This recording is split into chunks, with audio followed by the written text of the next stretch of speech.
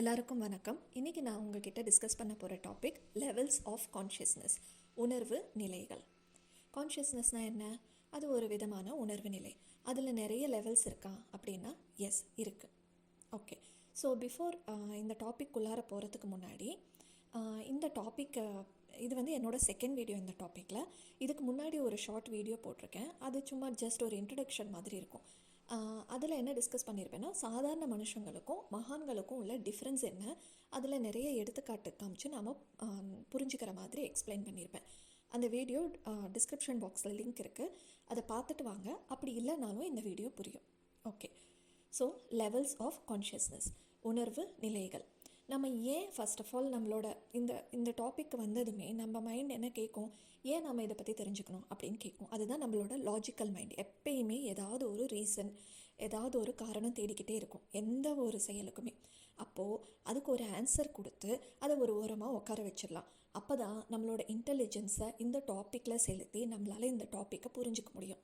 Okay, so நம்ம ஏன் இதை பற்றி தெரிஞ்சுக்கணும் அப்படின்னா, இந்த வீடியோ கேட்டுட்ருக்கிற 90% ஆஃப் தி பீப்புளுக்கு நிறைய ஸ்ட்ரெஸ் இருக்கும்.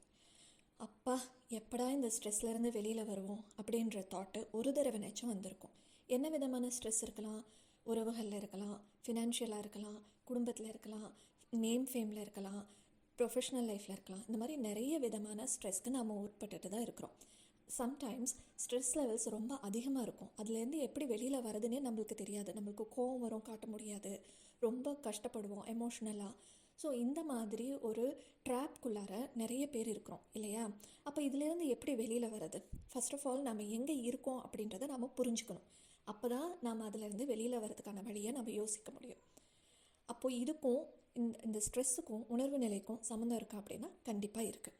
ஓகே, ஸோ அது ஃபஸ்ட்டு வீடியோவில் நல்லா புரிஞ்சிருக்கும். ஓகே, ஸோ இப்போ நான் சொல்ல போகிறது என்னென்னா, நம்மளோட ஸ்ட்ரெஸ்ஸுக்கும் உணர்வு நிலைக்கும் சம்மந்தம் இருக்குது. அப்போ உணர்வு நிலையை பற்றி நாம் இந்த வீடியோவில் புரிஞ்சுக்கலாம். செகண்ட் ரீசன், இன்னொரு ரீசனும் சொல்கிறாங்க. ஞானிகளும் விஞ்ஞானிகளும் என்ன சொல்கிறாங்க அப்படின்னா, பூமி கரண்ட்டாக ஒரு எனர்ஜி ஷிஃப்ட்டை எக்ஸ்பீரியன்ஸ் பண்ணிகிட்ருக்கு அப்படின்னு சொல்கிறாங்க. எனர்ஜி ஷிஃப்ட்னா என்ன?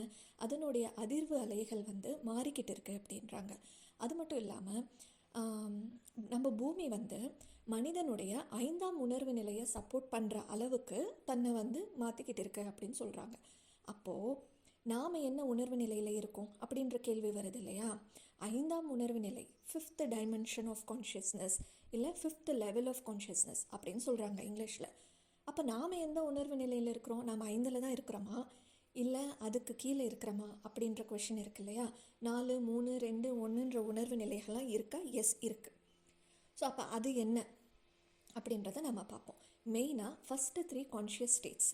ஓகே, முதல் 3 உணர்வு நிலைகளை பற்றி இந்த வீடியோவில் புரிஞ்சுக்க ட்ரை பண்ணுவோம். ஓகே, முதலாம் உணர்வு நிலை, அதனுடைய பேர் இருப்பு உணர்வு நிலை. இதை எப்படி எக்ஸ்பிளைன் பண்ணலாம் அப்படின்னா, இப்போ நீங்கள் கண்ணு மூடி உட்காருங்க,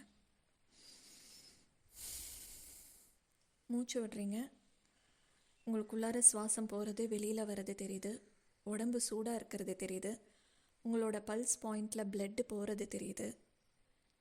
சில பேருக்கு பசிக்கலாம், சாப்பாடு வேணும்னு தோணலாம், சில பேருக்கு தூக்கம் வரலாம், சில பேர் ரொம்ப செக்யூர்டாக ஃபீல் பண்ணலாம்.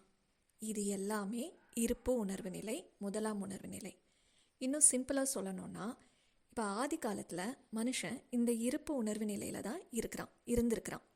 இது இங்கிலீஷில் சர்வைவல் கான்ஷியஸ்னஸ் அப்படின்னு சொல்லுவாங்க. சர்வைவல் மோட்லேயே இருக்கிறது, உயிரோடு இருக்கிறோம் அப்படின்றதுலையே தன்னோட முழு உயிர் சக்தியையும் நிறைய ஸ்பெண்ட் பண்ணியிருப்பான். அவன் என்ன பண்ணியிருப்பான்? அவனுக்கு பசிக்கும், பழங்களை தேடி விலங்குகளை தேடி போயிருப்பான், சாப்பிட்ருப்பான். இல்லை ஏதாவது ஒரு புலியோ ஏதாவது ஒன்று வருதோ அதிலேருந்து தப்பிச்சு ஒரு பாதுகாப்பான இடத்துக்கு போயிடணும் அப்படின்னு அவனோட இன்ஸ்டிங்க்ஸ் சொல்லும். தூக்கம் வருதுன்னா அவன் பாட்டுக்கு தூங்கியிருப்பான், ஒரு பாதுகாப்பான இடத்துல படுத்து தூங்கியிருப்பான். ஸோ இந்த மாதிரி பேசிக் இன்ஸ்டிங்ஸ் எல்லாமே இந்த முதல் உணர்வு நிலையில் தான் இருக்கும், ஃபர்ஸ்ட் லெவல் ஆஃப் கான்ஷியஸ்னஸ். சரி, இப்போது அவன் சாப்பிட்டுட்டான், அவன் ஒரு பாதுகாப்பான இடத்துல இருக்கிறான், தூங்கி முடிச்சிட்டான், எந்த பிரச்சனையும் இல்லை. இப்போது அவனோட இன்டெலிஜென்ஸு சும்மா இருக்குமா? அவன் என்ன பண்ணுவான்? சுற்றி என்ன நடக்குது அப்படின்றத பார்ப்பான். அப்போது வேறு ஒரு மனுஷங்களை பார்க்கும்போது, அது மனுஷனோ இருந்தால் அவங்களையும் தன்னோட இணைச்சிக்கணும் அப்படின்ற ஒரு எண்ணம் வரலாம் இல்லையா? ஸோ அப்போ அவன் ஃபேமிலி ஃபார்ம் பண்ணுவான். இது 2ஆம் உணர்வு நிலை. இதுக்கு பேர் conforming consciousness, second level of consciousness. இதுக்கு பேர் கன்ஃபார்மிங் கான்ஷியஸ்னஸ். இசைந்து இருத்தல், எல்லோரும் அவங்க அந்த அந்த ஃபேமிலியோட சேர்ந்து இருக்கிறது. இப்போ அவன் என்ன பண்ணியிருக்கான், அவனோட இருப்பு உணர்வு நிலையிலிருந்து அவனை எக்ஸ்டெண்ட் பண்ணி அவனுக்கு ஒரு ஃபேமிலியை உருவாக்கிக்கிட்டான், அவங்களோட இசைந்து இருக்கிறான். ஓகே, ஸோ இப்போ அவனுக்கு என்ன தாட்ஸ் வந்துடுச்சு, அவன் சாப்பிட்டானா ஃபேமிலி சாப்பிட்டுச்சு, அவன் தூங்கினானா ஓகே ஃபேமிலியும் தூங்கினுச்சு, அவன் பாதுகாப்பான ஒரு இடத்துல இருக்கானா ஃபேமிலியும் பாதுகாப்பான ஒரு இடத்துல இருக்குது அப்படின்னு தன்னோட உணர்வு நிலையை எக்ஸ்டெண்ட் பண்ணிக்கிறான். இது இரண்டாம் உணர்வு நிலை. அப்போ இரண்டாம் உணர்வு நிலைன்றது இது மட்டும்தானா அப்படின்னா இதில் எமோஷன்ஸ் வரும். ஸ்வீட்டாகவும் இருக்கும், பேடாகவும் இருக்கும், பேட் எமோஷன்ஸாகவும் இருக்கும். ஸோ இந்த மாதிரி எமோஷன்ஸ் உருவாகிறது இரண்டாம் உணர்வு நிலையில் இருக்குது. ஓகே, ஸோ இப்போ எல்லாமே அவன் நினச்ச மாதிரியே நடந்துருச்சு ரெண்டாவது உணர்வு நிலையில். மறுபடியும் அவன் சும்மா இருப்பானா, அவனோட இன்டெலிஜென்ஸ் சும்மா இருக்காது. திருப்பி வெளியில் பார்ப்பான், நம்மள மாதிரி வேறு யாரும் ஃபேமிலிஸ் இருக்காங்களா அப்படின்னு. அப்போது யாராவது பார்த்தான் அப்படின்னா அவங்க எங்கே இருக்காங்க, எந்த மாதிரி இடத்துல இருக்காங்க, எப்படிப்பட்ட குடும்பமாக இருக்காங்க அப்படின்றத அப்சர்வ் பண்ண ஆரம்பிப்பான். அப்போ அவனோட குடும்பம், அவன் எந்த நிலைமையில் இருக்கான், மற்றவங்க என்ன நிலைமையில் இருக்காங்க, ஒரு சொசைட்டிக்குள்ளார போகிறோம் இல்லை ஒரு கம்யூனிட்டிக்குள்ளார போகிறோம் அப்படின்னா இன்னும் அவனோட தாட்ஸ் ரொம்ப காம்ப்ளெக்ஸாக போகும். இது மூன்றாம் உணர்வு நிலை. இப்போ மூன்றாம் உணர்வு நிலையில் நிறைய ப்ரைடு, இப்போது மற்ற ஃபேமிலியோட நம்ம ஃபேமிலி நல்லா இருக்குது அப்படின்னா ரொம்ப பெருமையாக நினைக்கிறது, இல்லை நாம் நல்லா இருக்கோம்னா பெருமையாக நினைக்கிறது, சுப்பீரியராக நினைக்கிறது. ஒரு நல்ல வேலையில் இருக்கோம் அப்படின்னா நாம் தான் பெருசு அப்படின்ற மாதிரி சுப்பீரியராக ஃபீல் பண்ணுறது. இல்லையா, மற்றவங்க உயர்ந்த நிலையில் இருக்காங்க, ஃபினான்ஷியலாகவோ நேம் அண்ட் ஃபேம்லேயோ உயர்ந்து இருக்காங்க அப்படின்னா அவங்கள டவுன் பண்ணணும்னு நினைக்கிறது, பொறாமப்படுறது, எப்படியாவது அவங்கள ஏதாவது ஒன்று பண்ணி நம்ம ஜெயிச்சு காட்டிடணும் அப்படின்றது. இந்த மாதிரி அரகண்ட் ஃபீலிங்ஸும் இந்த மூன்றாம் உணர்வு நிலையில் வரலாம். இதில் நிறைய ஸ்ட்ரெஸ்ஸு க்ரியேட் ஆகும். சப்போஸ் நம்ம நினச்சது நடக்கலை அப்படின்னா எல்லாம் இப்போது இன்னும் கொஞ்சம் அவன் என்ன பண்ணிக்கிறான், தன்னோட தாட்ஸ் தன்னோட இதை காம்ப்ளெக்ஸ் ஆக்கிக்கிறான். எனச்சு அவன் கம்பேர் பண்ணி ஒரு கம்யூனிட்டிக்குள்ளார சொசைட்டிக்குள்ளார போகும்போது அவனோட தாட்ஸ் நிறைய சிக்கலாகிடுது, நிறைய காம்ப்ளெக்ஸ் பண்ணிக்கிறான். அவன் நினச்ச மாதிரி எல்லாமே நடக்க முடியாது ஆப்வியஸ்லி, இல்லையா? ஸோ அதனால் அவனுக்கு நிறைய ஸ்ட்ரெஸ்ஸு உருவாகுது. இதுதான் ஃபஸ்ட்டு 3 உணர்வு நிலை. ஓகேங்களா? ஸோ ஃபஸ்ட்டு இருப்பு உணர்வு நிலை, இரண்டாவது இசைந்து இருத்தல், மூன்றாவது ஒரு சொசைட்டிக்குள்ளார இல்லை ஒரு கம்யூனிட்டிக்குள்ளார போகும்போது மூன்றாம் உணர்வு நிலையில் இருக்கிறான். ஓகே, இது இவ்வளோதானா அப்படின்னா நான் சொன்னது உங்களுக்கு பேசிக் இன்ஃபர்மேஷன். இது ஞானிகளும் விஞ்ஞானிகளும் என்ன சொல்கிறாங்க அப்படின்னா இந்த ஒவ்வொரு உணர்வு நிலையும் it's a world by itself, அது ஒரு தனி உலகமாகவே இருக்குது அப்படின்றாங்க. அப்போ அவன் என்ன பண்ணுறான், மூன்றாம் உணர்வு நிலையில் ஒவ்வொரு அந்த அந்த அந்த ஒவ்வொரு எல்லை ஒவ்வொரு கார்னர்லேயும் போய் நின்றுட்டு இப்படி சாமர்த்தியமாக பண்ணி பார்க்கலாமா, அப்படி சாமர்த்தியமாக பண்ணி பார்க்கலாமா, இது நடக்கலையே அது நடக்கலையே, இது தப்பாக பண்ணிட்டோமோ அது தப்பாக பண்ணிட்டோமோ நிறைய ஸ்ட்ரெஸ் ஆகி தன்னோட ஃபேமிலி ப்ராப்ளம்ஸு சொசைட்டி ப்ராப்ளம்ஸ் இது எல்லாத்தையும் இழுத்து போட்டுட்டு என்ன ஆயிடுது அப்படின்னா இருப்பு உணர்வு நிலையை கூட அவனால் உணர முடியாத அளவுக்கு ஸ்ட்ரெஸ் அதிகமாகிடுது. 2-3லேயே மனுஷன் நிறைய நிறைய நிறைய உயிர் சக்தியை ஸ்பெண்ட் பண்ணிடுறான். தான் உயிரோடு இருக்கோம், தான் சாப்பிட்டுட்டோம், நிம்மதியாக இருக்கும், ஒரு தனியாக ஒரு வீட்டில் நம்மளை யாரும் டிஸ்டர்ப் பண்ணாமல் நம்மளால் தூங்க முடியுது, இதுவே பெரிய கிஃப்ட்டு அப்படின்ற இருப்பு உணர்வு நிலையவே அவனால் உணர முடியல. இப்போ நீங்கள் ஆஃபீஸ்லேருந்து வரீங்க, பயங்கர ஸ்ட்ரெஸ்ஸில் வரீங்க, சுட சுட சாப்பாடு இருக்குது, நல்லா சாப்பிட்டுட்டு அப்பா எவ்வளோ நிம்மதியாக இருக்குது அப்படின்னு நினைக்கிறீங்க. இல்லை லேட் நைட் வரீங்க, பெட்டில் படுத்ததும் ஃபேன் ஓடுது, ரூம் அமைதியாக இருக்குது, நல்ல தூக்கம் வருது, அப்பாடா எவ்வளோ நிம்மதியாக இருக்குது அப்படின்னு நம்ம நினச்சிருப்போம் இல்லையா? ஸோ ரொம்ப ஸ்ட்ரெஸ்ஸு நிறைய வெளி உலகத்தில் ஆகும்போது அப்போ அவன் நிம்மதியை தேடி போகிறான், தன்னோட இருப்புக்கு போகிறான், பேசிக் இன்ஸ்டிங்ஸ்க்கு போகிறான். நம்ம அப்போ இந்த வடிவேலு ஜோக் இருக்கும் இல்லையா, பில்டிங் ஸ்ட்ராங்கு பேஸ்மெண்ட் வீக்குன்னா அந்த மாதிரி தான் மேக்ஸிமம் பீப்புள் இன்றைக்கி இருக்கிறோம். 2-3ல் சில பேர் இப்படியும் சில பேர் இருப்பாங்க. ஓகே, நம்மளால் நல்ல சாப்பாடு இருக்குது, ஒரு அட்லீஸ்ட்டு ஒரு 10க்கு 10 ரூம் இருக்குது, நம்ம பாதுகாப்பாக நம்ம குடும்பம் பாதுகாப்பாக தூங்குறதுக்கு யாருக்கும் எந்த பிரச்சனையும் இல்லை, இன்றைக்கி நைட்டு நிம்மதியாக தூங்கலாம் அப்படின்னு நினைக்கிறவங்களும் இருக்காங்க.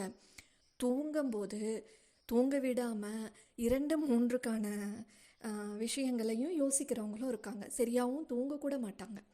ஸோ எப்பயுமே நம்மளோட பேஸ் ஃபவுண்டேஷன் ஸ்ட்ராங்காக இருக்கணும். அப்போ தான் இதுக்கு மேலே உணர்வு நிலைகளை போகும்போது ஏதாவது ஒன்று அப்படின்னா நம்மளால் கிரவுண்ட் பண்ணிக்க முடியும், நம்மளால் ஸ்டெபிலைஸ் பண்ணிக்க முடியும்.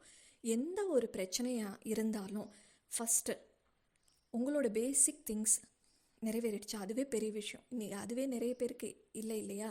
இப்போ ஒரு பேர்டோ ஒரு விலங்கோ நிம்மதியாக சாப்பிட முடியுமா? நிம்மதியாக ஒரு இடத்துல இருக்க முடியுமா? தன்னோட குட்டிங்களை பார்த்துக்க முடியுமா? முடியலையானா நாம் அப்படி இருக்கிறோம் இல்லையா?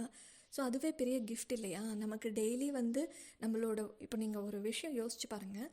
நீங்கள் அமைதியாக உட்காருங்க. உங்களை சுற்றி கண்ணுக்கு தெரியாத நிறைய ஃபோர்ஸஸ் நீங்கள் இருக்கிறதுக்கு ஹெல்ப் பண்ணிகிட்ருக்கு. ஃபார் எக்ஸாம்பிள், உங்களுக்கு காலுக்கு அடியில் இருக்கிற பூமி உங்களுக்கு சப்போர்ட் பண்ணிகிட்ருக்கு கிராவிட்டினால். அதனால தான் உங்களால் உட்காந்துருக்க முடியுது. உங்களோட சுற்றி இருக்கிற காற்றுல தான் நீங்கள் சுவாசிக்கிறீங்க. உங்களுக்கு இந்த பூமியே வந்து ஒரு ஸ்பேஸில் மிதந்துட்டுருக்கு. ஏதாவது ஒரு ஃபோர்ஸ், சன்னோட ஃபோர்ஸ் வந்து ஷிஃப்ட் ஆச்சு அப்படின்னா எவ்ரிதிங் எல்லாமே கொலாப்ஸ் ஆகி நம்ம இல்லாமல் போயிடுவோம். ஒவ்வொரு நிமிஷமும் சூரியனோட கதிர்கள் வந்து நம்ம மேலே டைரெக்டாக தாக்காமல் நம்மளோட பூமியோட அட்மாஸ்பியர் வந்து நம்மளை வந்து பாதுகாத்துட்ருக்கு. ஸோ இந்த மாதிரி நம்மளை சுற்றி நிறைய அன்சீன் ஃபோர்ஸஸ் நம்மளை உயிரோடு வச்சுருக்கு எவ்ரி மோமெண்ட். இது வந்து ஆச்சரியம் இல்லையா? ஒவ்வொரு நிமிஷமும் நம்ம காலுக்கு அடியிலையும் நம்மளை சுற்றியும் நம்மளோட ஸ்பேஸ்லேயும் பூமி தாய், ஸ்பேஸ் வந்து father, divine mother and father every moment நம்மளை வந்து காத்துட்ருக்குறாங்க, பாதுகாத்து வச்சுருக்காங்க.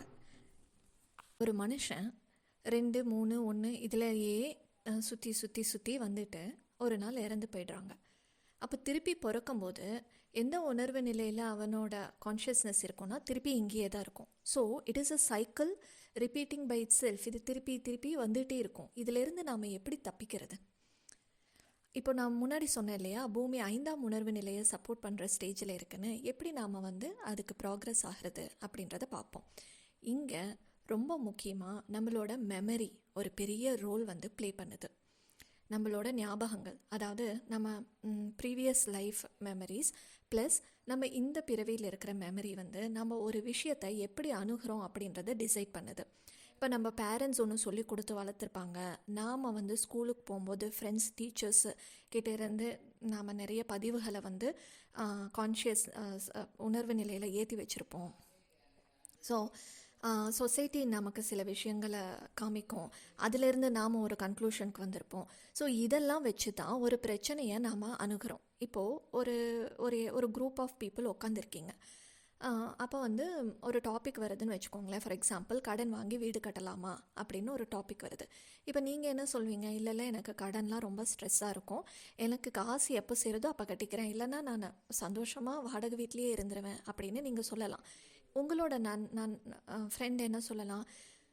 இல்லை, அப்படியே பார்த்தோன்னா நம்மளால் எப்போ பண்ண முடியும்? அப்போ கடன் வாங்கி கட்டிட்டு நம்ம ஒவ்வொரு தடவையும் அப்போ தான் கடன் கட்டணுன்ற எண்ணம் வரும் நமக்கு. நாம் ஒரு கோல் செட் பண்ணி நாம் போவோம் அப்படின்னு. அப்போது ஒரே விஷயத்துக்கு, ஒரே சிச்சுவேஷனுக்கு 2 விதமான அப்ரோச் இருக்குது. அப்போ இது எங்கேருந்து வந்தது? இது வந்து நம்மளோட பேக்ரவுண்ட்லேருந்து வருது. நாம் எப்படி இந்த உலகத்தை பார்க்குறோம், நமக்கு இத்தனை நாளும் என்ன புரிஞ்சிருக்கோ அதை வச்சு தான் நாம் ஒரு விஷயத்தை அணுகிறோம். சரி, இப்போ இதுதான் ரூட்டுன்னு ஆயிடுச்சு. Okay, so from memory to நம்மளோட மெமரியை வச்சு தான் நம்மளோட தாட்ஸு, ஆக்ஷன்ஸு இருக்குது. நம்மளோட பேச்சும் செயல்களும் நம்மளோட பதிவுகளை வச்சு தான் இருக்குது அப்படின்றத நம்மளால் புரிஞ்சிக்க முடியுது. ஓகே, இப்போது நாம் இன்னொருத்தங்க மாதிரி அவங்களோட மெமரியை நாம் எடுத்துகிட்டு அவங்கள மாதிரி அப்ரோச் பண்ண முடியுமா? சரி, அவர் எவ்வளோ கான்ஃபிடெண்ட்டாக இருக்கார், நாமளும் ஏன் அப்படி யோசிக்க மாட்டேங்கிறோம், நமக்கே ரொம்ப பயம் வருது அப்படின்ற ஒரு கொஷின் வரும் இல்லையா?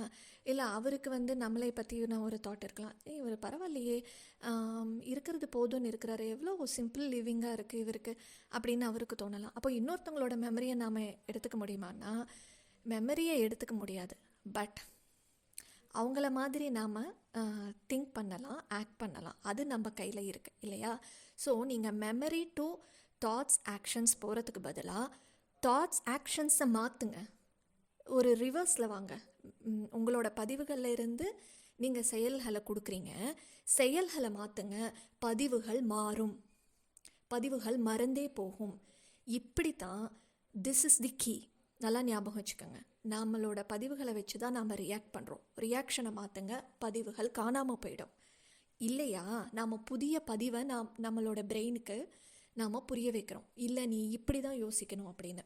ஃபார் எக்ஸாம்பிள், இப்போது எதிர் வீட்டு பையன் வந்து ஒருத்தர் வராரு, வந்துட்டு இந்த மாதிரி எனக்கு ஒரு நல்ல வேலை கிடச்சிருக்கு, நாங்கள் போய் ஜாயின் பண்ண போகிறேன்னு ஸ்வீட் கொடுக்குறாரு. அப்போ உங்கள் வீட்டில் ஒரு பையனோ பொண்ணோ இருந்தால் அதே வயசில், ஐயோ நம்ம குழந்தைக்கு இப்படி நல்ல வேலை கிடைக்குமா, இதே மாதிரி சம்பளம் வாங்குவாங்களா, நம்மளை நல்லா பார்த்துக்குவாங்களா, இவங்க முன்னாடி நம்மளால் மரியாதையாக இருக்க முடியுமா, சொசைட்டியில் இப்படி இருக்க முடியுமா, அப்படி இருக்க முடியுமா, நிறைய தாட்ஸ் வரும்.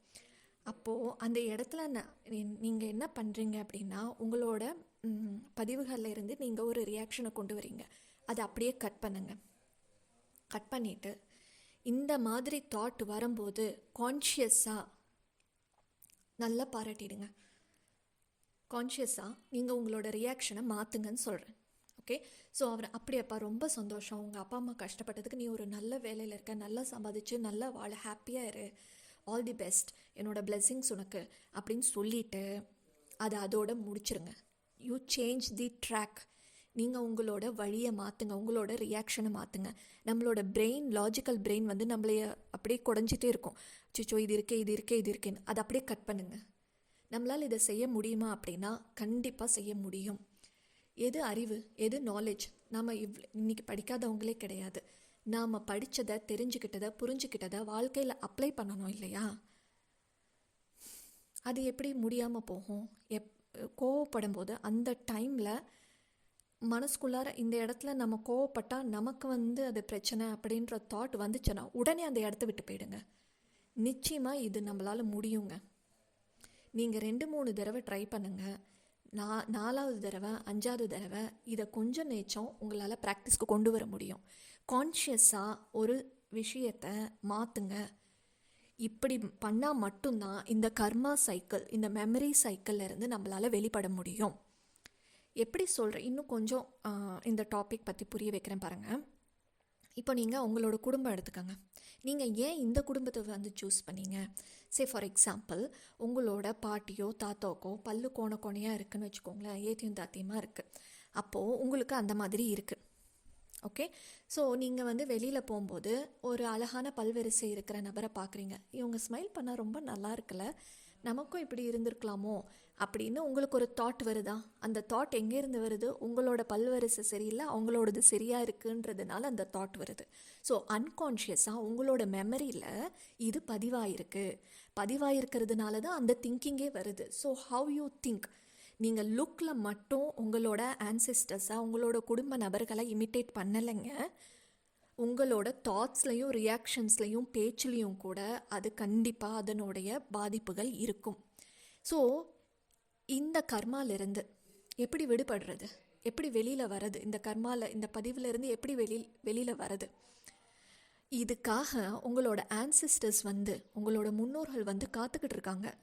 ஒவ்வொரு நபரும் எப்படி தன்னை மாற்றிக்க போகிறாங்க, நாம் எப்படி வந்து இவங்களுக்கு எதிர்காலத்தில் வந்து பிறந்து நம்மளையே நாம் எவால்வ் பண்ணிக்க முடியும் அப்படின்றதுக்காக காத்துக்கிட்டு இருக்காங்க. உதவிக்காகவும் வெயிட் பண்ணிகிட்ருக்காங்க. நீங்கள் எப்போ உதவிக்கு கூப்பிடுவீங்க அப்படின்னு வெயிட் பண்ணிகிட்ருக்காங்க. ஐ டெல் யூ, ஒரு புக்கு பற்றி நான் சொல்கிறேன். Change your thoughts, change your life அப்படின்னு ஒரு புக் இருக்குது. இதை நமக்கு கொடுத்தவர் doctor Wayne Dyer, WAYNE, Wayne Dyer, DYER. இவர் வந்து ஒரு ஃபிலோசஃபர்.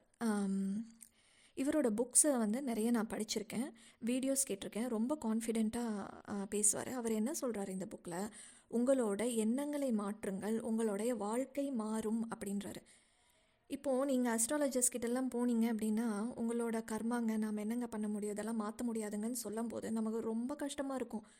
என்னடா அது, நம்ம இப்படி ஒரு ட்ராப்பில் வந்து மாட்டிக்கிட்டோமோ அப்படின்னு இருக்கும். இதை மாற்றவே முடியாது அப்படின்னா அப்புறம் எதுக்காக பரமஹன்ச யோகானந்தர், ரமணர், ராமகிருஷ்ணர், சாரதா அன்னையார், விவேகானந்தர் இவங்கெல்லாம் நமக்கு நிறைய சொல்லிட்டு போயிருக்காங்க. மாற்றவே முடியாது அப்படின்னா எந்த இடத்துல மாற்றணும்? The change has to happen in the very fundamental part of you. உங்களோட ஜீனில், உங்களோட டிஎன்ஏல ஒரு சேஞ்ச் கொடுக்கணும். அப்போது எந்த அளவுக்கு உங்களோட தாட்ஸும் உங்களோட முயற்சியும் அதில் இருக்கணும். இது நிச்சயமாக பாசிபிளுங்க. You do whatever you can. நீங்கள் ஏதாவது ஒரு யோகா ஃபாலோ பண்ணுறீங்களா, பண்ணுங்கள். ஏதாவது ஒரு ப்ரீதிங் டெக்னிக் ஃபாலோ பண்ணுறீங்களா? பண்ணுங்கள். சின்ன சின்ன விஷயங்கள் பண்ணுங்கள். பண்ணி இதை செயல்படுத்தினா மட்டும்தான் நம்மளால் இந்த விஷயத்துலேருந்து, இந்த ஸ்ட்ரெஸ்ஸான ஒரு சுச்சுவேஷன்லேருந்து நம்மளால் வெளியில் வர முடியும். சரி, இப்போது இந்த 3 உணர்வு நிலைகள் நாம் இந்த வீடியோவில் பார்த்தோம். இதுவே ரொம்ப ஹெவியாக இருக்கும் இன்ஃபர்மேஷன். நீங்கள் இதை இன்னொரு தடவை கேளுங்க, உங்களுக்கு புரியலன்னா. நெக்ஸ்ட்டு வீடியோவில் 4th and 5th டைமென்ஷன்ஸ் பற்றி நம்ம டீட்டெயில்டாக பார்க்கலாம். இந்த வீடியோ உங்களுக்கு கண்டிப்பாக யூஸ்ஃபுல்லாக இருக்கும்னு நினைக்கிறேன். Thank you so much.